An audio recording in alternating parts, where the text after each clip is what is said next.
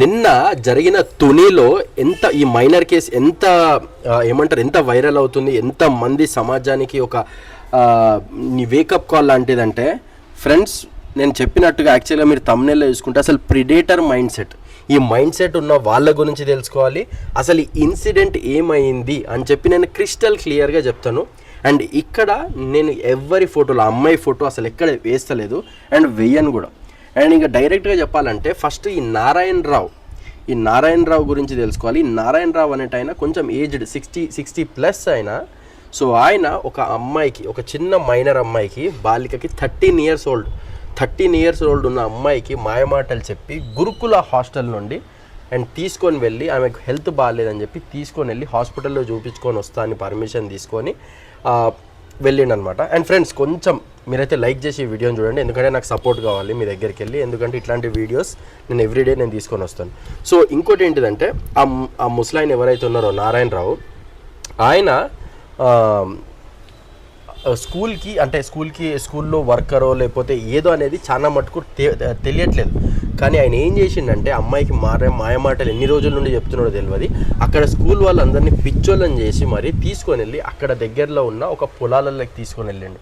అక్కడ అది రావడం వల్ల ఫస్ట్ టైం కాదు, ఆ వీడియోలో మనం చూసుకుంటే వైరల్ అవుతున్న వీడియోలో మీరు మొన్న కూడా వచ్చారు కదా అని అంటే ఆల్మోస్ట్ మల్టిపుల్ టైమ్స్ ఆయన అక్కడికి వెళ్ళి అమ్మాయి మీద అఘాయిత్యానికి పాల్పడ్డాడు అనమాట. అండ్ ఫ్రెండ్స్, ఇక్కడ ఏంటిదంటే బేసికల్గా ఆయన మళ్ళీ ఎప్పుడైతే వీడియోలో దొరికినాక ఎవరైతే ఆ ఫార్మ్ ల్యాండ్, ఎవరైతే ఆ తోట యజమాని ఎవరైతే ఉన్నారో వీడియో తీసుకొని లైవ్గా దొరకబట్టేసరికి ఇంకా ఆయన అక్కడ కూడా నేను ఎస్సీని అది ఇది అని ఆయన మాట్లాడుతున్నాడు. అండ్ ఇక్కడ ఇంకోటి ఏంటిదంటే క్యాస్ట్, ఏ క్యాస్ట్ అయినా తప్పే. ఇంకోటి కొందరు అంటున్నారు టీడీపీ అంటున్నారు. ఆ టీడీపీ అవని, వైసీపీ అవని, ఏదన్నా అవని, ఇక్కడ ఇది పొలిటిసైజ్ చేసే మ్యాటర్ కాదు. ఇది పొలిటిసైజ్ ఎందుకు చేస్తున్నారు అనేది ఇంకా అర్థం కావట్లేదు.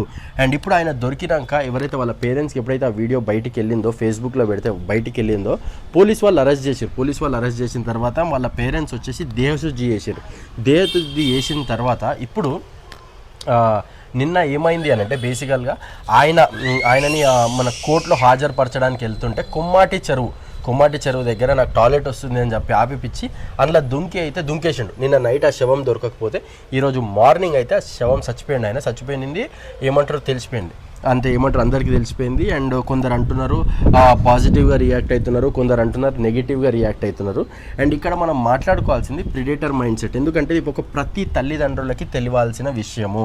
ఏంటిదంటే ఈ మైండ్ సెట్ ఏంటిదంటే బేసికల్గా ఇలాంటి వ్యక్తులు ఇప్పుడు ఏం చేస్తారంటే, అరే మేము పెద్దవాళ్ళం కదా అని బిహేవ్ చేస్తుంటారు అనమాట. అరే మేము పెద్దవాళ్ళం కదా, మాకెవ్వరు ఏమనరు.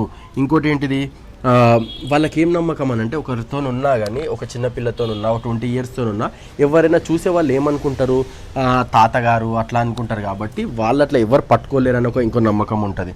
ఇంకోటి కొందరు ఏం చేస్తారంటే వీళ్ళు పిల్లలు, కొందరు ఇప్పుడు అందరు పిల్లలు టాలెంటెడ్ ఉంటారు అని చెప్పి మనం చెప్పలేం.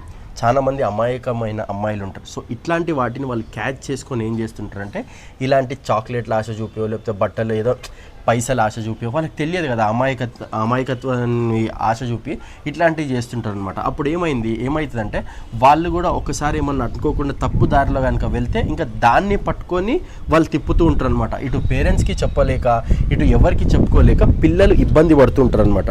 సో ఇలాంటి ప్రిడేటర్ మైండ్ సెట్ ఉన్న వాళ్ళు మనలో అంటే నార్మల్గానే చాలా మంది ఉంటారు. కానీ ఏంటిదంటే లోపల వాళ్ళకి అంటే లోపల వాళ్ళని వాళ్ళ లోపల ఇలాంటి చీకటి కోణం అనేది ఉంటుంది అనమాట. అందుకే ఇట్లాంటి ఇష్యూస్ మనం చూసుకుంటే ఎక్కువ అపార్ట్మెంట్స్లో, సొసైటీస్లో, స్కూల్స్లో జరుగుతుంటాయి. అండ్ ఫ్రెండ్స్, నేను ఇక్కడ wake up call to the society అంటే పేరెంట్స్ అని ఎందుకన్నానంటే, మన పిల్లల్ని కనుక గుడ్ టచ్, బ్యాడ్ టచ్ ఏంది అనేది కనుక చెప్పాలి. ఎందుకంటే చిన్నప్పటి నుండే వాళ్ళకి ఎడ్యుకేట్ చేయాలి.